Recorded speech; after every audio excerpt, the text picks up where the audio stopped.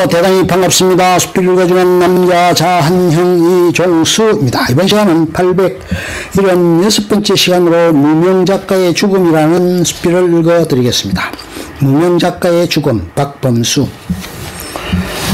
예식이서 서울행 전철을 타고 시청역에 내렸다. 덕수궁 대한문 앞에 태극기와 성조기를 들고 구호를 외치는 군중들이 보인다. 탄핵 무효와 법치주의 수호를 외치는 소리가 들려온다. 무리 속에는 나이가 들어 보이는 군복 차림의 사람들도 있다. 그들의 표정은 무겁고 진지하다. 동아일보 사옥을 지나 광화문에 가까이 가자 적폐 청산을 주장하는 촛불 시대가 보인다. 단상에서는 경쾌한 음악과 구호가 흘러나온다. 축제 같다. 더 좋은 민주주의와 사회개혁을 요구하는 깃발과 팻말이 보인다. 젊은 사람들이 많아서인지 밝고 역동적이다. 그들을 지나쳐 예식장이 있는 건물로 향한다. 두 무리의 풍경과 구호로 머리는 점점 혼란스러워진다. 결혼식 내내 자유로운 토론이 불가능해 보이는 두 무리의 모습이 떠올랐다.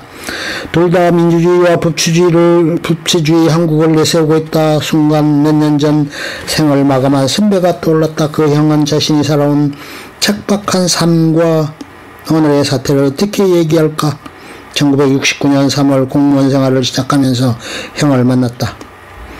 공무원 임명장을 받고 간 첫 근무지에서 공문 작성과 민원인을 상대하는 방법을 가르쳐 주었다. 나이가 6살 위인 형은 자상했다. 어느 날 술자리에서 형은 자신의 이야기를 자랑스럽게 들려주었다. 공문과를 수료했고 작가가 되는 것이 희망이라고 했다. 글을 쓴다는 것, 작가가 된다는 것이 너무나 멋있어 보였다. 중견 공무원인 부친과 가족 이야기를 들을 때는 형이 부러웠다. 달동네의 내 생활과 비교되었다. 정금 발령을 받고 첫 근무지를 떠난 후에도 형을 자주 만났다. 공무원 생활과 야간 대학을 병행하며 힘들게 생활하던 나는 형을 만나서 세상 이야기를 듣는 것이 즐거웠다. 군에 입대하기 며칠 전에 청장 부속실에서 근무하던 형을 만나러 갔다. 훤칠하고 다부진 체격, 부리부리한 눈에 광대뼈가 약간 튀어나와 사람을 압도하는 멋이 있었다.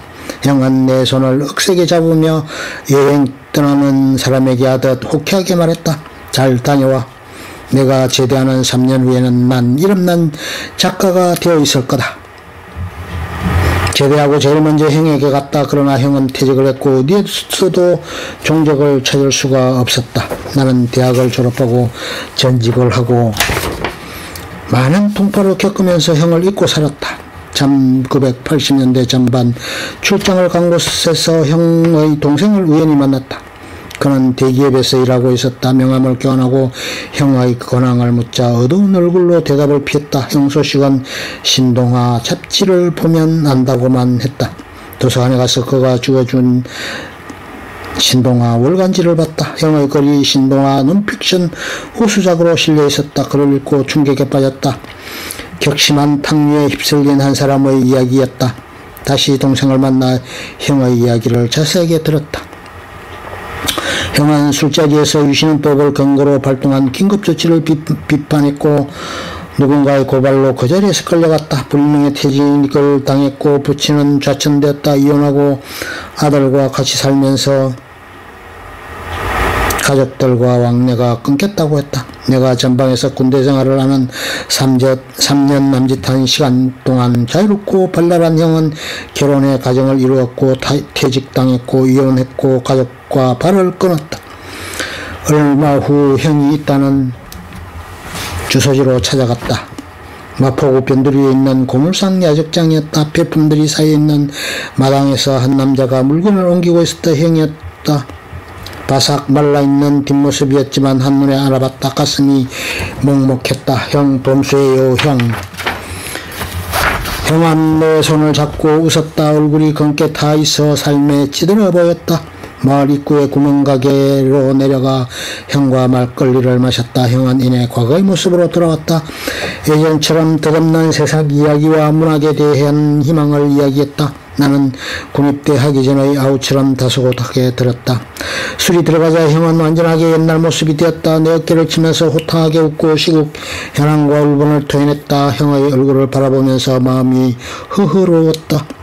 형을 이렇게 망가뜨린 그 무엇에 대한 강한 분노가 불같이 일어났다.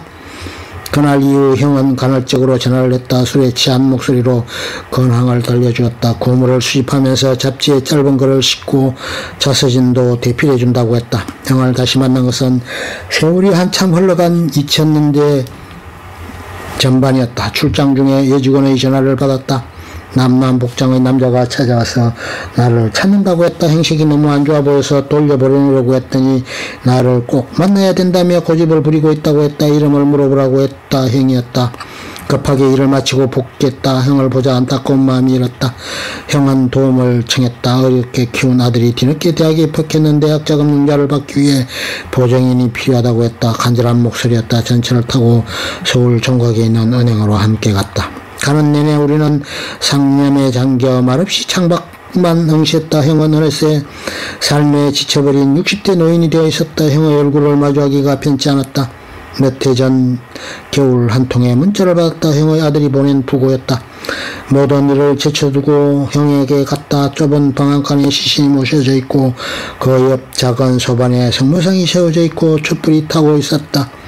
문학에 대한 희망을 가지고 자유로운 삶을 꿈꿨던 형이 세상을 떠났다. 적막하게 민주화 이후 유신헌법의 긴급조치는 위헌으로 판결됐다. 형은 지금 돌무리가 주장하는 민주주의와 법치주의에 대하여 어떤 말을 할지 무척 궁금하다.